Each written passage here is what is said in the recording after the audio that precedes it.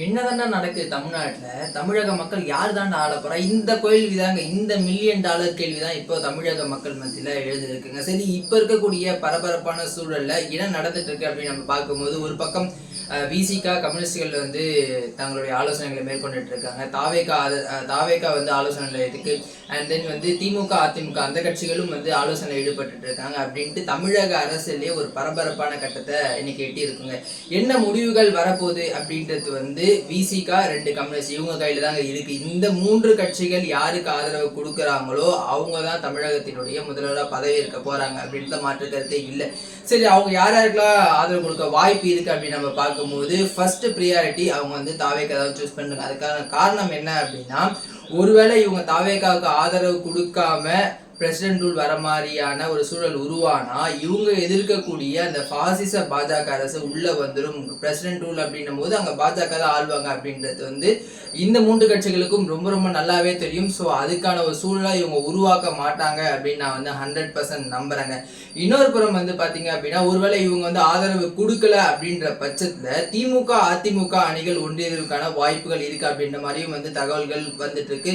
நான் ஏற்கனவே சொன்ன மாதிரி தான் அதுக்கான சாத்தியக்கூறுகள் அப்படின்றது 1% கூட கிடையாது. இங்க இருக்கக்கூடிய ஊடகங்களும் சோசியல் மீடியால சில பேர் வந்து வியூஸ்க்காகவும் இம்ப்ரெஷனுக்காகவும் இந்த மாதிரியான ஒரு விஷயத்தை பேசிட்டு இருக்கிறத நம்மளால வந்து பார்க்க முடியுது.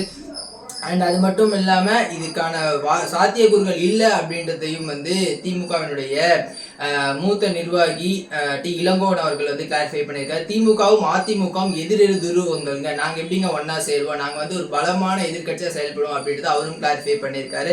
அண்ட் விசிகா கம்யூனிஸ்டுகள் ஏன் வந்து தாவேகாவுக்கு ஆதரவு கொடுப்போம் நான் 100% சொல்றேன் அப்படின்னா, இன்னைக்கு காலையில வந்து இந்திய கம்யூனிஸ்டினுடைய மூத்த தலைவர் டி ராஜா அவர்கள் வந்து ஏஎன்ஐக்கு ஒரு பேட்டி கொடுத்தாரு. என்ன சொல்றாரு அப்படின்னா, தமிழக மக்களுடைய ஆதரவை பெருவாரியான ஆதரவை தமிழக வெற்றி கழகம் வந்து பெற்றிருக்கு, நாங்க வந்து அதுக்கு துணை நிற்போம் அப்படின்ற ஒரு ஸ்டேட்மெண்ட் வந்து கொடுத்திருக்காரு. இப்ப சிபிஐ சிபிஎம் பொறுத்த வரைக்கும் அவங்க வந்து தன்னிச்சையா ஸ்டேட் லெவல்ல முடிவு பண்ண முடியாது. அவங்களுக்கான அந்த டெல்லியில இருக்கக்கூடிய சென்ட்ரல் பார்ட்டியை கலந்தாலோசித்து தான் அவங்க வந்து முடிவு பண்ணாங்க அப்படின்னும் போது இந்த ஒரு ஸ்டேட்மெண்ட் தமிழக அரசியல் முக்கியத்துவம் வாய்ந்ததா பார்க்கப்படுது. ஸோ இது எல்லாத்தையும் கனெக்ட் பண்ணி பார்க்கும்போது இந்த 3 கட்சிகளும் தமிழக வெற்றி கழகத்துக்கு ஆதரவு கொடுக்க ரெடி ஆயிட்டாங்க அப்படின்றது தான் வந்து இப்ப லேட்டஸ்ட் தகவல். அது இன்றைக்கு மாலைக்குள்ள வந்து அந்த ஒரு அறிவிப்பு வெளியாகும் அப்படின்னு வந்து சொல்லப்படுது. நாளை இல்லை நாளை மறுநாள் இந்த 2 நாள்ல வந்து விஜய் அவர்கள் பதவியேற்புக்கான வாய்ப்புகள் இருக்கு. ஒருவேளை மிஸ் ஆச்சு அப்படின்னா திங்கட்கிழமை விஜய் அவர்கள் முதல்வா பதவி இருக்கிறாரு. அதுல வந்து எந்த மாற்று கருத்துமே இல்லைங்க.